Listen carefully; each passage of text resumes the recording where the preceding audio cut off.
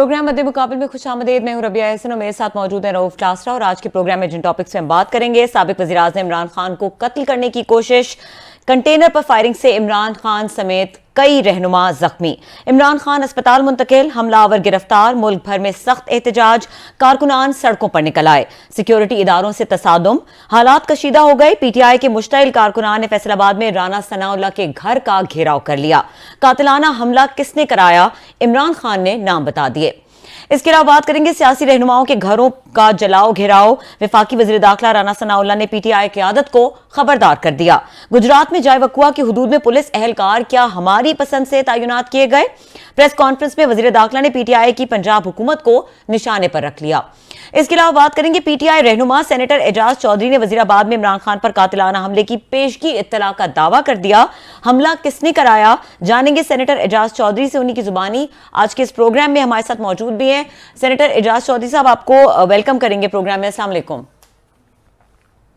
उनसे राब्ता करने की कोशिश कर रहे हैं। क्लास साहब, unfortunate incidents and sequence of unfortunate incident, Pakistan की सियासत एक बहुत ही तारीख दौर से गुजर रही है। बड़ा तारीख तो बड़ा छोटा लफ्ज़ हम सुनते होते थे कि पाकिस्तान जो है तारीख के बड़े मुश्किल तरीन वक्त से गुजर है, तो हम थोड़ा मजाक उड़ाते थे कि जहाँ 75 साल में कौन सा दिन होगा, कौन सा महीना होगा जो मुश्किल अदवार से नहीं गुजरा होगा पाकिस्तान। लेकिन अब वाकई वो लगता है कि चीज़ें जो है ना बड़ी डेंजरस टर्न तक चली गई हैं कि सियासतदान एक दूसरे पे जिस तरह की चीज़ें आ रही हैं कि एक दूसरे को बर्दाश्त करने को तैयार नहीं है, बात असैसिनेशन तक पहुंच गई है, एलिगेशन काउंटर एलिगेशन एक दूसरे का नाम देने शुरू कर दिए हैं। तो ये इस पॉलिटिक्स को फिर ये लोगों ने क्या करना है। अगर आपने इसमें खुदा न खासा किसी बड़े लीडर की जान चले, अल्लाह ने मेहरबानी की कि इमरान खान साहब महफूज रहें, अल्लाह उनको जल्दी उनको सेहत दे, और इस हमले की मजम्मत होनी चाहिए जिसने भी किया है, जिसने भी कराया है, जहाँ से भी उनको हैंडल किया है कि व्हाट्सएवर जो भी चीज़ें हैं। तो जिस पेस के साथ चीज़ें जा रही हैं, मैं एक चीज़ बार बार मैं कह चुका हूँ, अगर आपने दीगर टीवी शोज़ में इस वक्त जो भी हुआ, सबसे ज़्यादा नुकसान जो होगा ना वो इसको पीटीआई को होगा, इमरान खान साहब को होगा। मैं ये कह रहा था कई दिनों से, मैंने अपने शोज़ में कहा है, काशिफ अब्बासी साहब के शो में कहा कि इस वक्त जब आपका पावर आपके करीब है और आप इस वक्त पॉपुलर लीडर हैं, आपको इस वक्त थोड़ा सा वो होने की ज़रूरत है, थोड़ी सी। ठीक है, सेनेटर एजाज चौधरी साहब हमारे साथ मौजूद हैं, उनको वेलकम करते हैं। जी अस्सलाम वालेकुम एजाज चौधरी साहब। जी वालेकुम अस्सलाम। अच्छा एजाज चौधरी साहब, एक बहुत अफसोसनाक वाकया, लेकिन किसी हद तक इसके बारे में एंटिसिपेशन थी, इसको प्रिडिक्ट किया जा रहा था, और आज आपने बात की है कि आपको मालूम था इसके बारे में और आपने इसकी पेशगी इत्तला दे दी थी। किसको बताया था आपने और क्यों उसको सीरियस नहीं लिया गया? मैंने तो जी बहुत सीरियस लिया, और मुझे मेरे एक दोस्त ने कल कोई 9 बजे के लगभग ये बताया कि यहाँ पीएमएलएन के वर्कर्स की कोई मीटिंग है और उसके अंदर कुछ बातचीत हुई है, लेकिन वो एक बाज़गश्त थी, और इसके अलावा भी कोई मालूमात मिली हैं कि कोई कल फायरिंग वगैरह होगी या इस तरह का कोई वाक़या होगा, गड़बड़ हो सकती है। मैंने उसी वक्त अहमद चट्टा जो हमारे इस एरिया के इंचार्ज थे लॉन्ग मार्च के, और हवंदर सब चट्टा साहब के बेटे हैं, वो उनसे मैंने बात की कि इस तरह की सूरत हाल है। और थोड़ी देर पहले मैं वहाँ से खुद भी निकला था, तो मैंने यानी उन्हें फ़ोन करके मुतरब्बे किया कि इस तरह की सूरत मुझे मालूम हुई है। उन्होंने कहा जी मुझे भी जिस तरह की इतलात मिली है, और मैंने डीपीओ से और इंतज़ामिया से बातचीत की है, और वो कहते हैं कि नहीं आप फिक्र न करें, हम इसका सारा ख्याल करेंगे, बंदोबस्त करेंगे। चुनाचे यानी बाकी किसी को या इसके ऊपर इसको मीडिया पे लाने से ज़ाहिर हम गुरेज करते हैं कि ज़्यादा पैनिक फैल जाए और इसका उल्टा नेगेटिव असर हो। तो मतलब यही था कि मैंने मुतल्लिका जो डिप्टी कमिश्नर या डीपीओ था उस तक बात पहुंचा दी थी। चौधरी साहब, आपने बड़ी अहम आपने बातें बताई हैं। तो ये आप बता रहे सर, पहले तो अल्लाह ने मेहरबानी की है कि खान साहब महफूज रहे हैं, we all are praying for his quick recovery, और आपने जिस तरह ट्वीट करके बताया, बड़े अरसे से ये आ रही थी खबरें कि खान साहब को नुकसान पहुंचाने की कोशिश की जा सकती है, और आपका इसलिए ज़्यादा पर्टिनेंट है कि आपने बाकायदा डे बताया, आज का दिन बताया था कि ये चीज़ें आपको पता था हो सकती हैं। ये चीज़ें आपको किसी वहाँ पार्टी वर्कर ने बताई कि इस तरह की कोई कंस्पिरेसी वहाँ पे तैयार की जा रही है, या आप वहाँ पे खुद मौजूद थे? सर क्लासर साहब, मैं जी बहुत ही रिस्पॉन्सिबल आदमी जिसने मुझे बताई थी जी और मैं चूंकि खुद एक यानी इसको बात को मैं मीडिया में कह चुका हूँ, जब इसकी कोई तहकीक या तफ्तीश आगे बढ़ेगी तो इंशाअल्लाह ताला जिस मरहले पे मेरी बारी आएगी बात करने की, तो वो भी जो मुझे मालूमात देने वाले वो भी इंशाअल्लाह तैयार होंगे। हम चाहते हैं कि हम उस वक्त इसके ऊपर खोल के बात सारी बयान करें जब इसका मौका हो। इस वक्त तो यानी मैं इस सदमे के बावजूद कि जो कुछ हो गया है, नो डाउट के खान साहब अल्लाह ताला ने महफूज रखा है, लेकिन हमारे एक नौजवान है, हमारे एक पुराने कारकुन थे 15-20 साल से, उनका भतीजा बेचारा छोटा सा वो शहीद भी हुआ, फौत भी हुआ वहां पे गोली लगने से। इसलिए कोई छोटा वाकया नहीं है। Very true. फिर इसकी तफ्तीश को आगे बढ़ना है और किस तरफ जाना है, इसलिए कबल अज़ वक्त कोई बात कहना जी वो मैं मुनासिब नहीं। आपने चौधरी साहब बड़ी समझदार बात की, बड़ी आई मस्त है। इस वक्त जब ये हर तरफ से ये बहुत सारी उसमें बातें हो रही हैं, थ्योरीज आ रही हैं, आपने बड़ी समझदार और बड़ी मैच्योर बात की है। बड़े पॉलिटिकल आप वर्कर हैं, पुराना आपका एक बैकग्राउंड है। तो लेकिन सर हम दूसरी तरफ देखते हैं कि असद उमर साहब ने भी प्रेस कॉन्फ्रेंस की है सर। उन्होंने तो बिल्कुल 3 लोगों के नाम लिए हैं। उन्होंने उसके बाद प्राइम मिनिस्टर का कहा है, फिर उन्होंने वज़ीर दाखिला का कहा है, एक इंतहाई यहाँ पे हमारी सुप्रीम एजेंसी है उनके उन्होंने एक आला ये फौजी ओहदेदार का कहा है कि इन तीनों ने साजिश की है और इन तीनों पे पर्चे किए जाएंगे। आप दूसरी तरफ जो बात कह रहे हैं वो बिल्कुल मैं तो अप्रिशिएट करता हूँ, बड़ी समझदारी वाली बात है कि जब तक चीज़ें खुल कर ना आए। तो ये थोड़ा सा लग नहीं रहा कि आपकी बात में और जो असद उमर साहब ने कहा जी मैं इमरान खान साहब के ब्याह पे कह रहा हूँ, there is huge difference sir. अच्छा, ये क्लासरा साहब आपकी बात एक पहलू से तो ठीक हो सकती है, लेकिन आप इसे दूसरे एंगल से देखें। जी सर। यानी मेरी एक सतह है मालूमात की, एक सतह मालूमात की है खुद इमरान खान की, चेयरमैन की। दोनों में बड़ा जमीन आसमान का फर्क है। हो सकता है उनके पास ऐसी मालूमात हो, वरना जाहिर है कि वो एक बिला वजह किसी को नामजद नहीं करेंगे, उनके रिमूवल का मुतालबा नहीं करेंगे। उनके पास ऐसे कुछ बातें होंगी जो कम अज कम मेरे इल्म में तो नहीं थी। ये बिल्कुल मैं आपसे इत्तेफाक करता हूँ कि हमें इस बात का अंदेशा था कि जिस लेवल पे पाकिस्तान में इमरान खान सियासत को, और माफ कीजिएगा अगर आपको नापसंद हो मेरी बात, मुकम्मल सच बोलना, मैं कोई 45 साल से होश से पॉलिटिकल वर्कर हूँ, मैंने पाकिस्तान को किसी को मुकम्मल सच बोलते हुए नहीं देखा इल्ला माशाल्लाह। और उनका अंजाम भी जो है वो मेरे दिलो दिमाग के अंदर मौजूद है, जिन्होंने जरा सच बोलने की पाकिस्तान के अंदर कोशिश की है। तो इसलिए मुझे इसका अंदाजा था कि कुछ ना कुछ ऐसा हो सकता है, लेकिन हम ये समझते थे कि हम कानून को किसी सूरत में भी हाथ में नहीं लेंगे। हम इनसे बातचीत कर रहे थे, दरखास्तें दे रहे थे इस्लामाबाद के अंदर, जा के इंतजामिया से मिलते थे, अदालत में कहते थे कि हम अपना आईनी हक इस्तेमाल करना चाहते हैं, हम अपना जो पुरअमन एहतजाज का हक इस्तेमाल करना चाहते हैं। हम कह रहे थे कि जो हक हमने पॉलिटिकल पार्टीज को अपने दौरे इक़्तिदार में दिया वो हम अपना हक चाहते हैं। हम तो किसी पहलू से बाहर नहीं जाना चाहते। अच्छा सेनेटर साहब ये बताइए कि आपने बहुत इंपॉर्टेंट बात की कि आपके पास भी कुछ इत्तलात थी, फिर आपने कहा कि साबिक़ वज़ीर आज़म इमरान खान के पास भी कुछ इत्तलात मौजूद होंगी जिनको डेफिनेटली आप ये नहीं कह सकते कि वो गलत थी या सही थी जिस बेस से वो नाम ले रहे हैं। अब आपने जो मुतालिका सिक्योरिटी ओहदेदार हैं, जो मुतालिका लोग हैं, उनको भी बता दिया, पार्टी क़यादत को भी आपने बताया होगा, तो हमने देखा नहीं कि किसी किस्म की कोई एहतियात की गई हो। इसी तरह से इमरान खान साहब निकले आज लॉन्ग मार्च के लिए इन तमाम इत्तलात की मौजूदगी में, और इस चीज़ को तो आप नहीं इग्नोर कर सकते कि बहरहाल जब एक बहुत बड़ा क्राउड है और लोग हैं और सिक्योरिटी थ्रेट्स मौजूद हैं और एग्जैक्ट इत्तलात मौजूद हैं, तो don't you think it's a suicidal act कि आप फिर भी मजमे में निकल जाएं और कहें कि कोई बात नहीं अगर इस अमल में कुछ भी हो जाता है, क्योंकि ये तो पीटीआई का बहुत बड़ा नुकसान हो सकता था जिसका अजाला ना होता।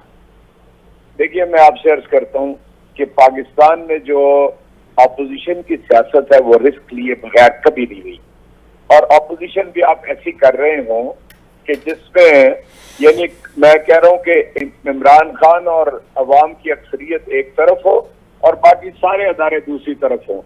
ये वाली सियासत करने का रिस्क इमरान खान ने गुज़श्ता 6.5 महीने के अंदर लिया है। चुनांचे हम ये समझते हैं कि हमें मालूम था कि इसके अंदर खदशात हैं, लेकिन बहरहाल इस मुल्क को आगे तो बढ़ना है ना जी। इस मुल्क के अंदर किसी पॉलिटिकल प्रोसेस को भी आगे बढ़ना चाहिए।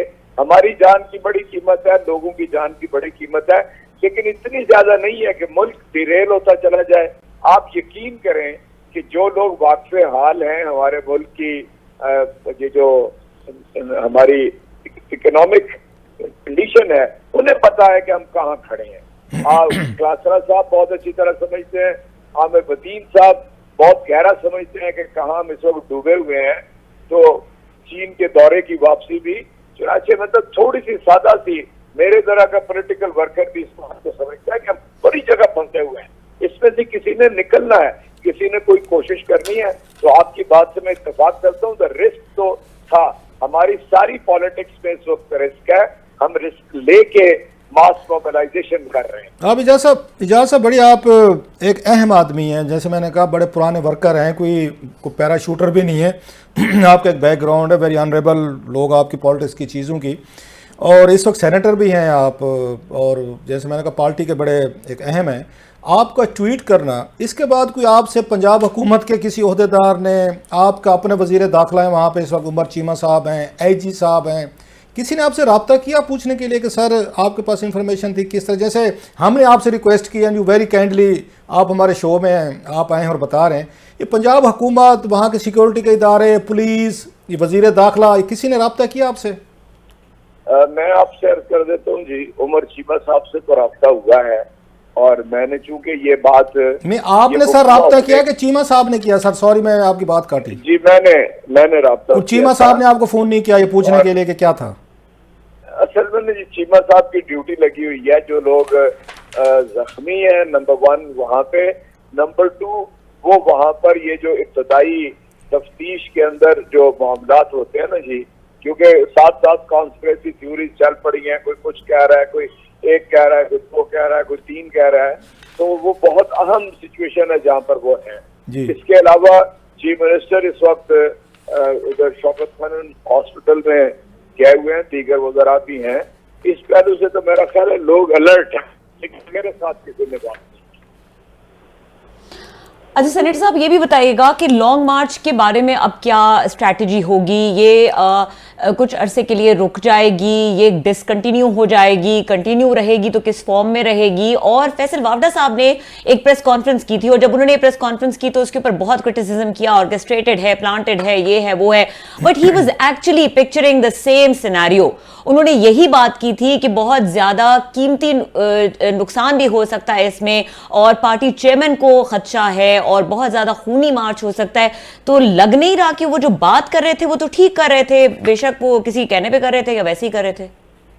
देखिए मैं आपसे अर्ज करता हूँ, राना सनाउल्लाह साहब है ना, उन्होंने कहा कि इनका सर कुचल दें, इन्हें फारिग कर दें, इस फितने को खत्म कर दें। अहमद वली ने भी तकरीबन इसी तरह की बातचीत की, ठीक है। उनसे तो हम तवक्को रखते हैं कि वो हमें यानी खून से डराएंगे, लाशों से डराएंगे, ठीक है ना, लेकिन फैसल वावडा से हम ये तवक्को नहीं रखते। He was part and parcel of us, और मैं तो शायद ये कहूंगा कि वो बड़े खान के मुतमिद लोगों में शामिल थे। तो मैं नहीं समझता कि all of a sudden you come up on the television and you say whatever your mind says. ये बात नहीं है, मेरे ऊपर कुछ जिम्मेदारी है। मैं इस पार्टी के अंदर हूँ 16 बरस से, और मुझे सोचना है कि मुझे कौन सी बात किस वक्त करना है। इसलिए मैं फैसल वावडा साहब की किसी बात की तायद न कर सकता हूँ, न करूंगा। इसलिए तो ये तो किसी को छुरा घोंपने के किसी और का खेल वो खेल रहे थे।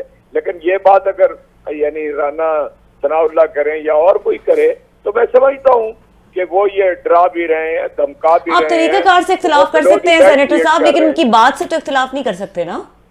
मैं 100% इख्तिलाफ करता हूँ उनकी बात से, नहीं समझता कि उनकी बात दुरुस्त है। सेनेटर साहब, जो आपके नाकदीन है या हुकूमत है या बहुत सारे जो लोग हैं वो सवाल उठा रहे हैं, बिल्कुल आपकी जेन्युइन है। बड़े अरसे से कहा जा रहा था खान साहब को थ्रेट्स हैं, आज की बात में आपने भी बड़ा पर्टिनेंट बताया उनको। तो वो ये कहते हैं कि हुकूमत आपकी है, वज़ीर आला आपका है, वज़ीर दाखिला आपका है, IG आपका है, पुलिस आपके पास है, स्पेशल ब्रांचेज, मतलब उसमें टेंस ऑफ थाउजेंड्स ऑफ लोग हैं, खान साहब की वहाँ सिक्योरिटी में भी लोग लगे हुए हैं।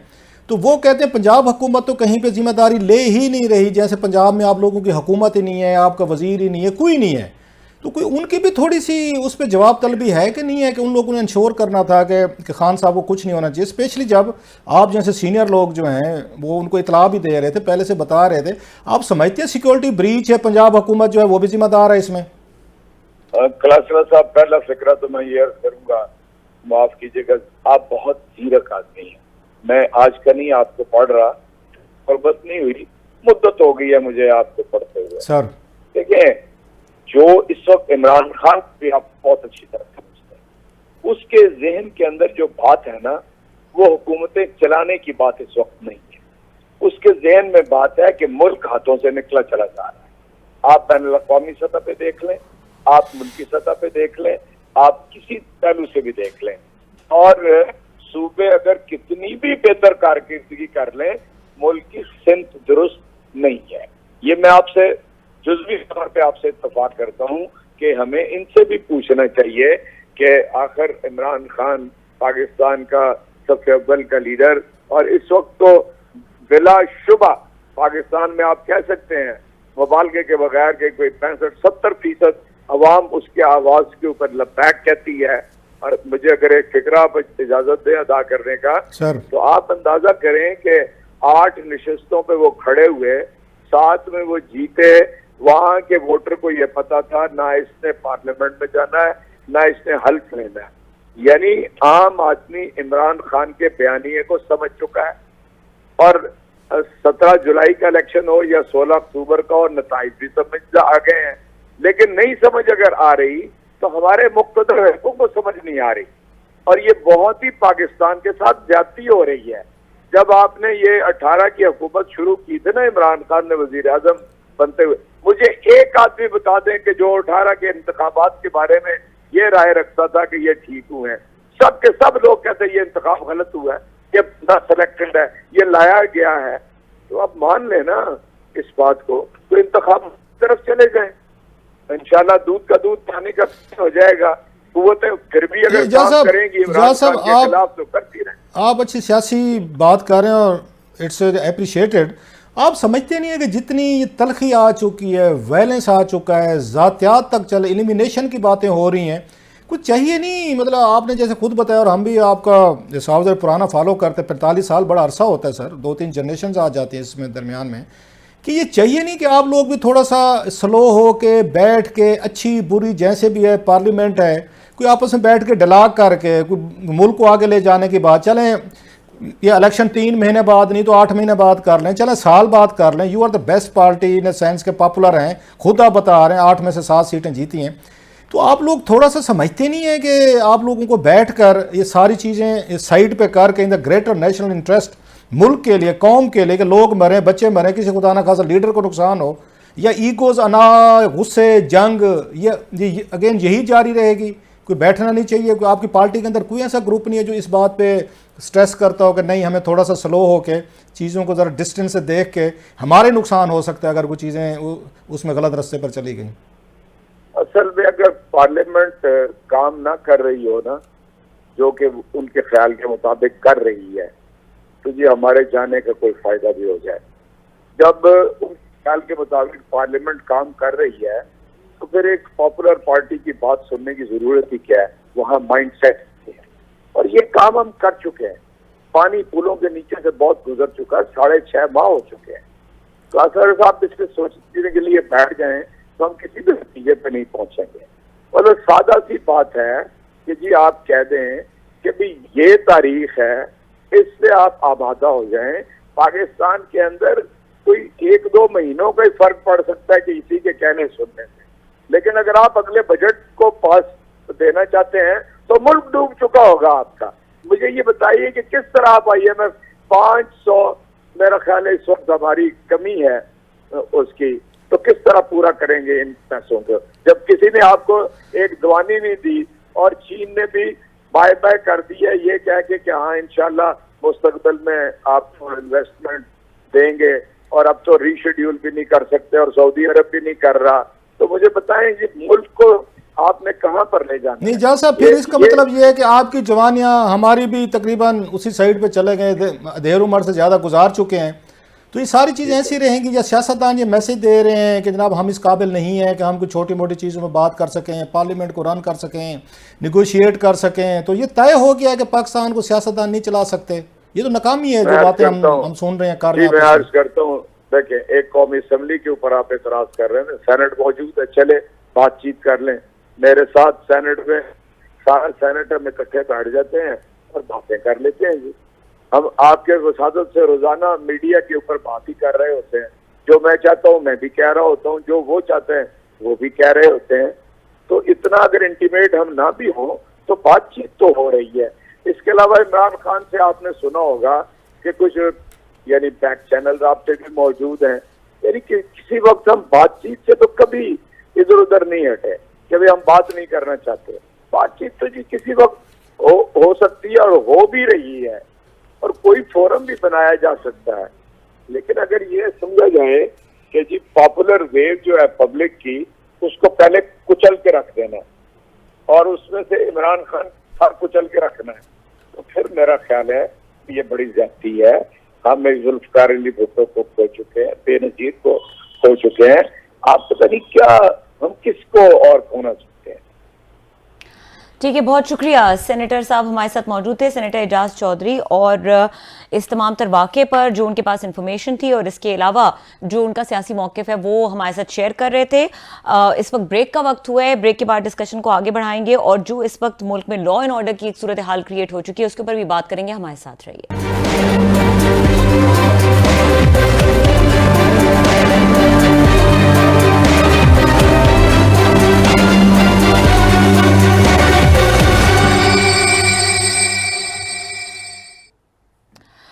वेलकम बैक, और हमारे साथ मौजूद हैं सीनियर एंकर पर्सन और तज्जियाकार मोहम्मद मालिक साहब। मालिक साहब आपको वेलकम करेंगे। अस्सलाम वालेकुम।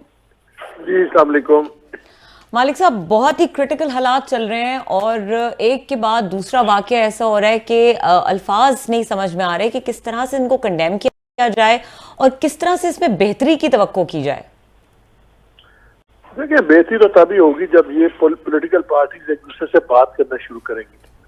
जब तक बात नहीं करेंगी हालात बदतर से बदतर होंगे। हर वाकया जौन सा है वो एक नए क्राइसिस को जन्म देगा या पुराने क्राइसिस को और गहरा करेगा।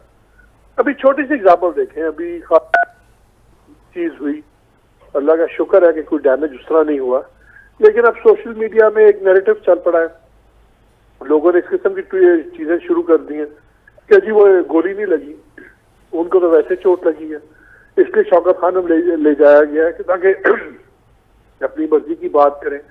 अब इस मुल्क में ये हाल हो गया कि अगर किसी पे फायरिंग हो तो उस पर भी लोग क्वेश्चन मार्क्स कर रहे हैं। इतनी डिवीजन हो गई है कि अगर किसी की गोली लग गई है वो भी लोग मानने पे तैयार नहीं है।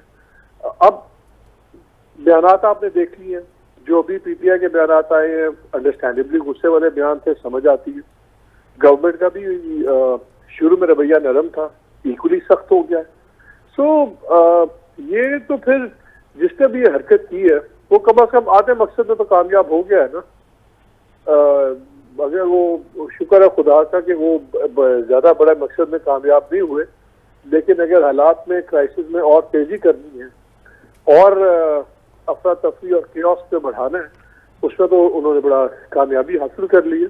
अब बहुत जरूरी है ये पॉलिटिकल साइड्स, गवर्नमेंट और पीटीआई, इनको बैठ के आपस में सीरियसली बात करनी होगी, वरना ये वक्त गुजर जाएगा बात करने का।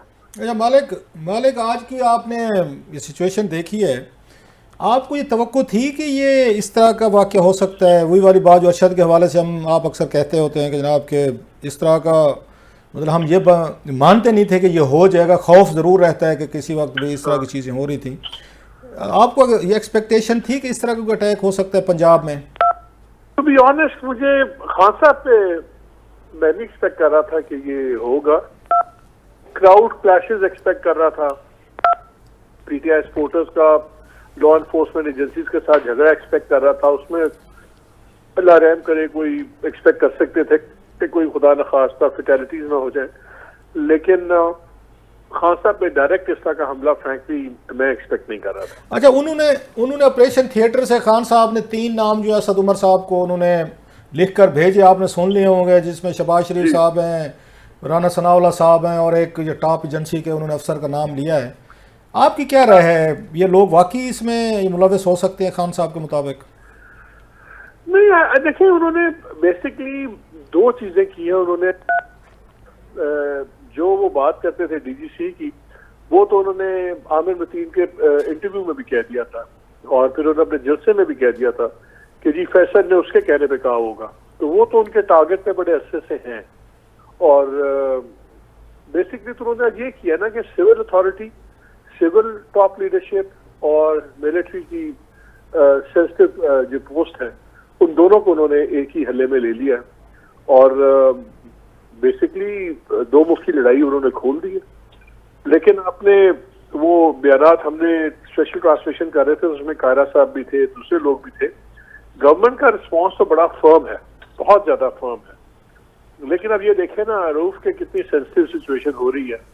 पेशावर को कमांडर के घर के सामने मुजाहरा शुरू हुआ, फिर कई जगह से इत्तलात मिली जी वो जो टैंक्स लगे हुए हैं, वो डिफरेंट पीसेस लगे हुए आर्मी के, उस पर लोग चढ़ रहे थे। ये बड़ी खतरनाक सूरत बन रही है जो मुझे डेमोक्रेसी के लिए बहुत ज्यादा सूदमंद सिचुएशन नजर नहीं आ रही।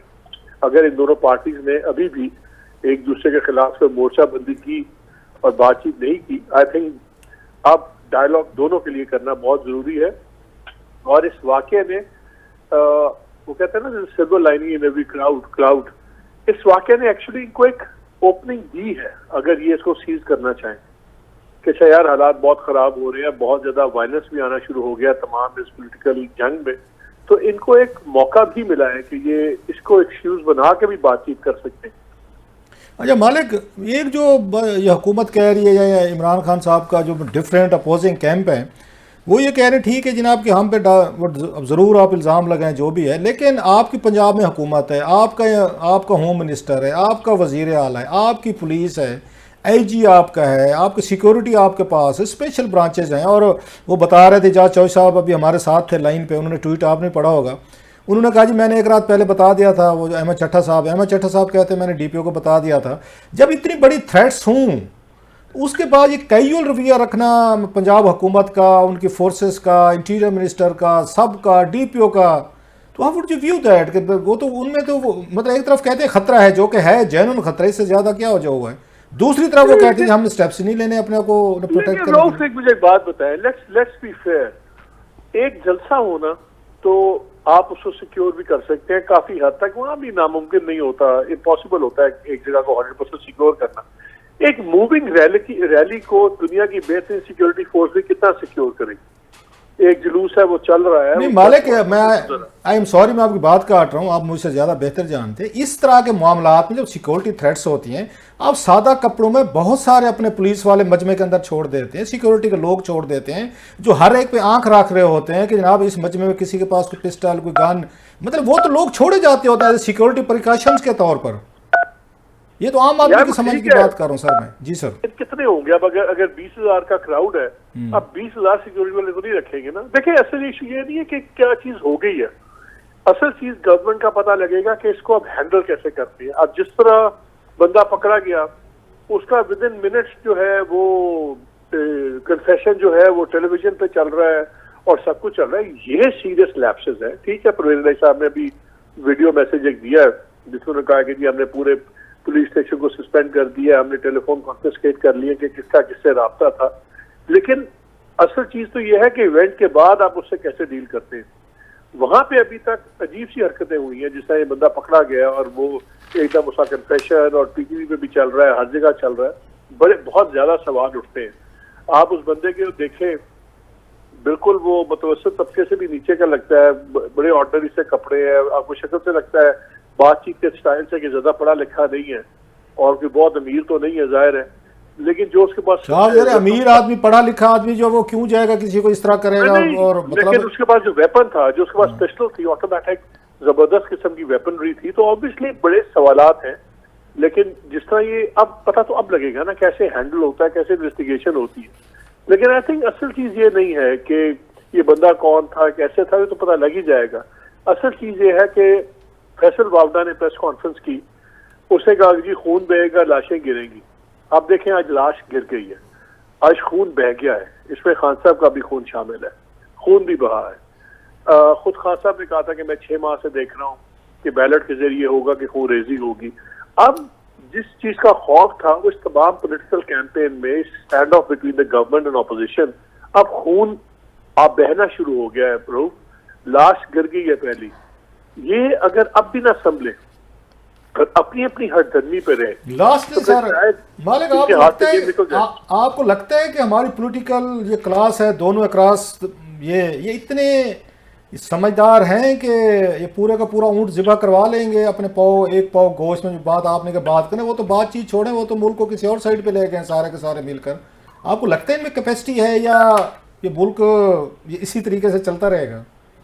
देखिए मेरा ख्याल था कि शायद थोड़े से रवैये बदलेंगे, लेकिन जो इस वाक़े के 1 घंटे के बाद ही जो हमने दोनों साइड से स्टेटमेंट सुनी है, मुझे तो नहीं लगता कि अभी भी बातचीत शुरू होगी। और मुझे ये बहुत ज्यादा एक पॉलिटिकल क्राइसिस बनता जा रहा है और ये इसी तरह अगर बढ़ता रहा तो आई थिंक ये बड़े क्रूशल दिन है, अगले 2-3 हफ्ते बहुत ज्यादा क्रूशल है, अपॉइंटमेंट भी है, सब कुछ है। अगर ये इन्होंने अभी संभाला ना दिया तो मेरा ख्याल है कि शायद पॉलिटिशियंस के हाथ से बात निकल जाए। ठीक है, अगर इस वक्त हालात को संभाला नहीं गया तो मामलात हाथ से निकलते हुए नजर आ रहे हैं। मोहम्मद मालिक साहब बहुत शुक्रिया, आपने प्रोग्राम में वक्त दिया और इस वक्त प्रोग्राम का टाइम खत्म हो गया। देखने के लिए शुक्रिया, इजाजत दीजिए, अल्लाह हाफिज।